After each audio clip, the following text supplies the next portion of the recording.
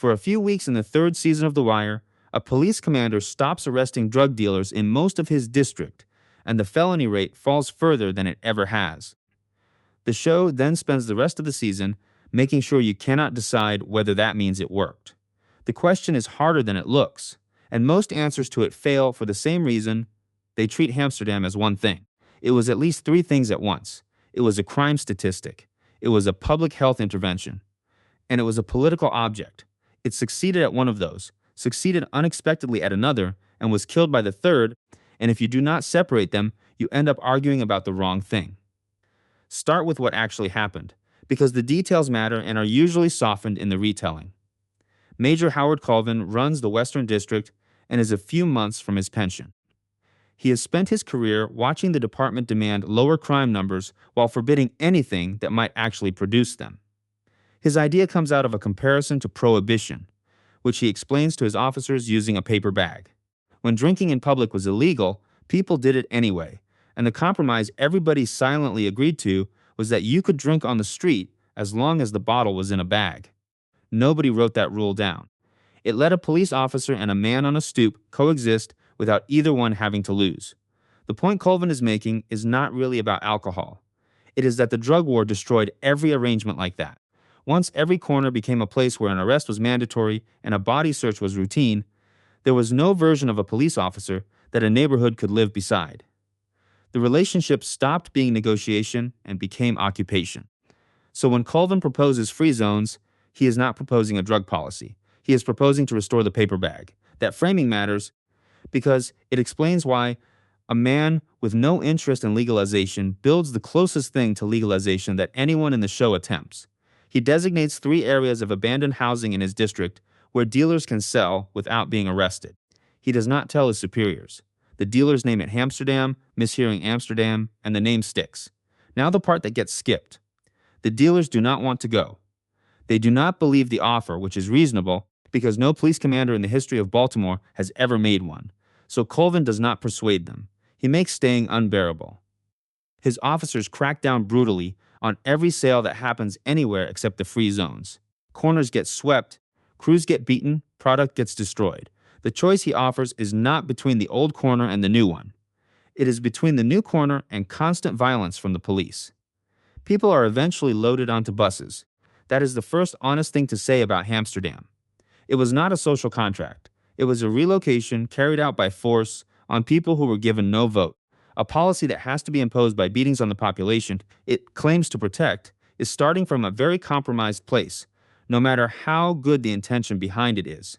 And then it works. That is the part nobody can get around. After 5 weeks, Colvin's district shows a cumulative 14% reduction in the felony rate, a number the Western has never produced in its history and which nobody upstairs believes when they first see it.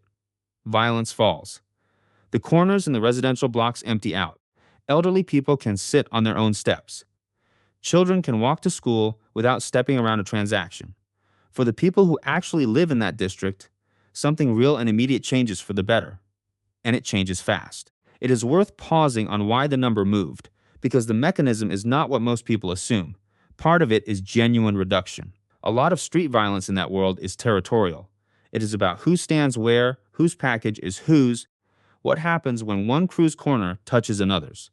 Concentrate all of that into a few blocks with police standing at the edges enforcing one rule, which is no violence inside, and a category of shooting simply stops happening. That is real. Those are bodies that do not exist because of what Colvin did. But part of it is not reduction at all. It is non-counting. Every drug transaction that used to be a felony arrest in the Western is still happening. It is happening 3 blocks away in a place where nobody is writing it down. The felony rate did not fall because there were fewer felonies. It fell partly because a large number of felonies were moved somewhere that had been quietly removed from the count. There is a small moment when the number first reaches the command staff that tells you everything about the department. Nobody's first reaction is pleasure. Their first reaction is suspicion, because a 14% drop is not a figure that honest police work produces in that district, and everyone in the room knows what kind of number that usually is. They assume he is lying, because in their experience, a number that good has always been a lie. Colvin has produced the one honest statistic in the building, and it reads as fraud on site. That is what happens to truth inside an organization that has been manufacturing its own for years. It becomes unrecognizable, and this is where the essay has to say the uncomfortable thing, because the show absolutely means for you to notice it. That is the same trick.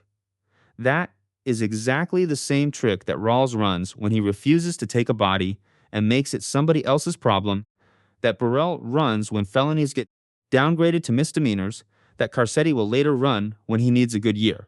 The entire show is an indictment of juking the stats, of moving a number by changing where a thing gets recorded rather than by changing the thing. And Colvin, the man who is sick of exactly that, produces the most impressive number in the department by doing a version of it. The difference is motive. Colvin is not trying to look good, he is trying to make his district livable, and the number is a side effect he stumbles into rather than the goal. That is a real and important difference. It is also a difference that no institution can see. A department can audit numbers. It cannot audit intentions. So when it all breaks open, Colvin has no defense available that would not sound identical to the defense every stat juker gives, which is that he meant well and the neighborhood is better off. He is telling the truth. He simply has no way to prove that he is telling it differently than the men he despises. That is a much sharper criticism than the usual one, and it does not settle the question. Because something else happens inside those zones that is not a shell game at all. The conditions in Amsterdam are genuinely awful. It is an open-air market with no lighting, no water, no toilets, no protection for anybody in it. Women are exploited there. People overdose there with nobody to call. It looks like the worst version of what its critics said it would be, and for a while it is. Then a church deacon walks through it, sees what Colvin has built, and tells him the truth. He does not tell him to shut it down. He tells him that he has created something like a village, and that a village needs services, and that right now, Colvin has made a place where people are concentrated and abandoned at the same time. Colvin listens, and this is the turn that changes what Amsterdam is. Health workers come in, needles and condoms are handed out, testing happens, outreach happens. And here is the thing that is easy to miss and impossible to argue with. None of that was possible before. You cannot deliver health services to a drug market that scatters the moment anyone official approaches. That is the fundamental problem of public health in a criminalized trade, and it is not a problem of funding or willpower. It is a problem of geometry. The people who most need care are the people most committed to being unfindable, because being found means being arrested. Colvin, by accident, solved that. He created the one condition under which those people could be reached, which is a place where they were not afraid of the person walking toward them. Something else grows there too, and it is easy to treat as a joke when it is actually evidence. Bubbles sets up shop in Amsterdam, selling shirts and socks and whatever else people need, and he does well. An ordinary small business appears, because for the first time the customers are standing still and nobody has to run. That is not a throwaway detail. It is a demonstration of what criminalizing a transaction does to everything around it. When the trade has to be conducted in flight, no legitimate economy can attach itself to the people involved, because they cannot be located twice. Stop chasing them and a market forms within days, and some of that market is a man selling socks. That is not relocation. That is not a statistical trick. That is a genuine, unambiguous, measurable improvement in human welfare that could not have been produced any other way.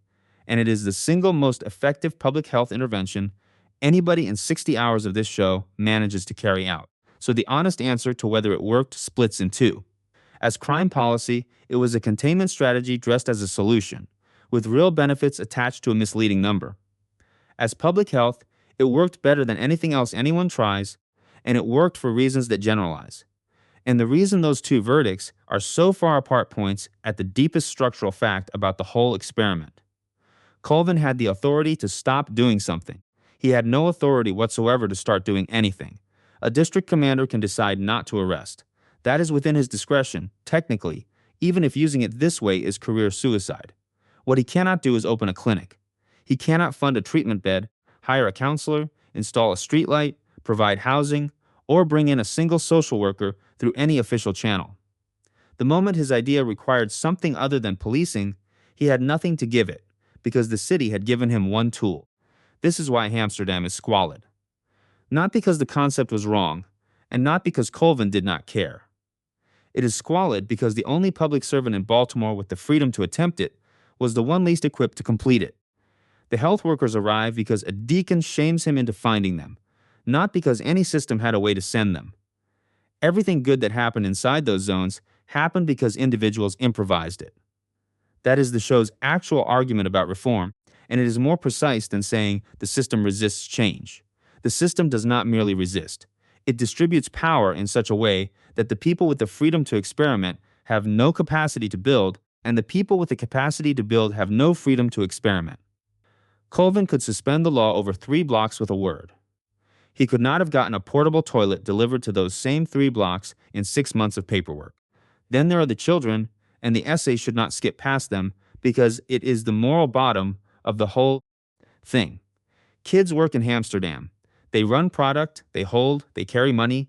A zone that has no adult responsible for it fills up with the people who have the least protection anywhere else, which is exactly what you would predict and exactly what happens. And the show puts one of its best small moments right there, when Carver, who has been policing these corners for years, tries to talk to a boy and realizes he does not know his name. He does not know any of their names. He has been arresting the same children for a decade and has never once needed to learn who they are. That moment is doing 2 things at once. It condemns the policing that came before, because it shows you that the old way did not know these kids either. And it condemns Amsterdam, because concentrating those children in one unsupervised place did not make anybody responsible for them. Colvin's answer, when he is challenged about it, is that those kids were already out there, which is true, and which is not the same as a defense.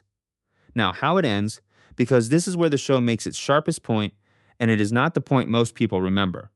Amsterdam is not exposed by a journalist digging, or by a commander noticing the numbers were strange, or by anybody objecting on principle. It is exposed by Herc, who leaks it to the press because he is annoyed that Carver would not do him a favor. Sit with that. The most consequential policy experiment in the entire series is destroyed by a petty grudge between 2 officers who work in the same building. Not by opposition, not by argument, by spite, moving through an institution that had no other mechanism for surfacing what was happening in one of its own districts. Nobody was watching. Nobody would have noticed. The department did not know what was going on inside itself, and found out only because somebody was in a bad mood. And once it is public, watch what does not happen. Nobody argues that it failed. Nobody stands up and says the 14% is fake, or that the neighborhoods are worse off, or that the health outcomes are bad. That conversation never occurs. What happens instead is that every person with power performs the same private calculation, which is that attacking Amsterdam is free and defending it is fatal. Tommy Carcetti attacks it in public because it is the best political opportunity he has been handed, and privately he understands perfectly well what Colvin was trying to do. Burrell and Rawls destroy it because association with it would end them.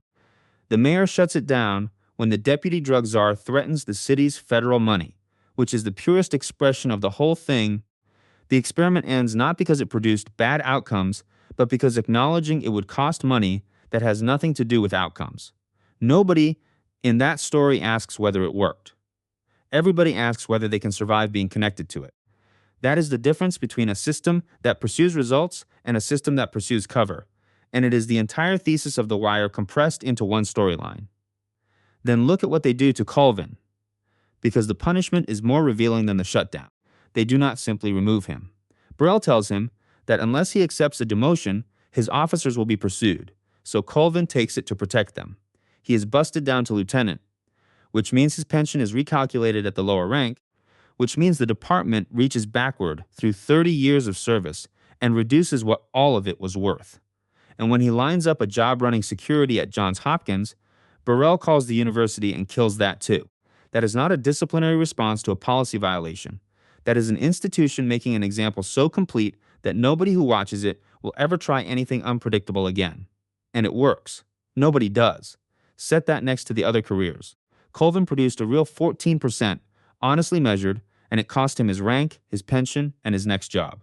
Rawls, who moves numbers by refusing bodies, ends the series as superintendent of the Maryland State Police. Carcetti, who wins an election on crime and then discovers he needs the numbers to lie the same way they always did, ends it as governor. The show is not subtle about this. Real results end a career. Manufactured results build one. Now, having said all that, honesty requires taking the case against Amsterdam seriously, because the case is strong And it is not only political. It did not touch supply. Not 1 gram less product entered Baltimore. It did not touch the money, and it did not touch a single person who mattered in the trade. Avon Barksdale, Stringer Bell, Proposition Joe, and eventually Marlowe Stanfield were entirely unaffected. The organizations kept their structures, kept their profits, kept their wars. What Colvin changed was the geography of the last 10 feet of a supply chain that ran through half the hemisphere. In that light, it is a very small idea wearing a very large costume, and the 14% flatters it. It also had problems with no solution inside its own logic. There was violence inside the zones that policing at the perimeter could not prevent. There was nothing protecting the women who ended up there. There was no answer at all for the children. And Colvin's whole plan depended on secrecy, which meant it could never be scaled, never be studied properly, never be improved, and never be defended, because the day it became visible was always going to be the day it died. A policy that only functions while nobody knows about it is not a policy. It is a temporary condition. So no, it would not have lasted, and probably should not have lasted in that form. But that is a different claim from saying it did not work. And the show is careful to keep those separate. Which brings us to what the story is actually asking, because I do not think the real question is whether Hamsterdam worked. The real question is why it was the only one. And there is one more thing about Colvin that explains the shape of the whole problem. He could only do this because he was leaving. He is months from his pension when he starts with no promotion left to want and no career left to protect. And that is the precise and only condition under which the experiment was possible. A commander with 15 years ahead of him would never have tried it, because the cost of being wrong, or of being right in the wrong way, would have been everything he had left. Which means the system has arranged things so that its only innovation comes from people on their way out the door. That is a devastating arrangement, because a man who is leaving cannot build a successor. He cannot train anybody, cannot institutionalize what he learned, cannot defend it in 5 years when it needs defending. Every experiment the department is capable of producing arrives already orphaned. Amsterdam did not just die because it was exposed. It was always going to die, because the only person permitted to attempt it was someone who would not be there to see it through. Across 5 seasons, you have a police department, a city hall, a school system, a port, a newspaper, and a drug economy. And in all of it, exactly one person runs an experiment whose outcome he cannot predict. Everyone else optimizes the appearance of the thing that already exists. They massage numbers, manage perception, protect budgets, and defend positions. Colvin is not remarkable because his idea was correct. He is remarkable because he was willing to find out whether it was, in public, at his own expense. And the response he gets explains, better than any speech could, why nobody else ever is. The show then proves the pattern is not a coincidence by running the whole thing again. In the 4th season, Colvin turns up inside the school system, working on a university study, and does the same thing in a different building. He pulls the corner kids out of the general classroom and teaches them separately, on the theory that you cannot educate a child who is being asked to behave like a student while living like a soldier. And it works. Those children visibly improve. They start talking, participating, behaving differently, and everyone who watches it happen can see it. And it is shut down for the same reason in the same way. It cannot be described to the outside world in a sentence that survives contact with a headline. 2 experiments in 2 different institutions, both producing real improvement in real people, both terminated not for failing but for being indefensible in public. The repetition is the point. The show is making sure you understand that what happened to Amsterdam was not about drugs. So did it work? Yes, and the yes needs to be specific. It reduced violence in a real district for real people immediately. It made a population that had been permanently unreachable reachable by health workers for the first time, which saved lives that nobody counted. It gave elderly residents their own streets back. It produced the best crime number in the history of that district, honestly reported at a moment when the entire department was faking theirs. And the no also needs to be specific. It moved crime rather than reducing it, and the headline number is partly an artifact of that movement. It was imposed by force on people who never consented to it. It concentrated the most vulnerable people in the city, including children, in a place with no services, no protection, and no adult accountable for any of it, and only stopped being a health disaster because one deacon shamed one commander into finding help. It touched nothing about who profited from any of it. and it could only exist in secrecy, which meant it was always a temporary condition rather than a policy. But the finding that matters is the one underneath both answers, and it is the reason the storyline still gets argued about 20 years later. For a few weeks, Baltimore reduced harm. Violence fell, care reached people, streets came back. It cost nothing that the city did not already spend. It required no new law, no new money, no new technology, and no cooperation from anybody outside one district. The only input was a single commander deciding to stop doing one thing, which means the city could have reduced harm at more or less any point it wanted to, and had simply concluded that the price of admitting that was higher than the harm itself. That is what Amsterdam actually proved, and it is why everyone with power had to make it disappear so completely, and why Colvin had to be punished not just enough to remove him, but enough to frighten everybody who was watching. The experiment did not fail. It returned a result quite quickly and quite clearly, and the result was one that nobody in that city could afford to read out loud.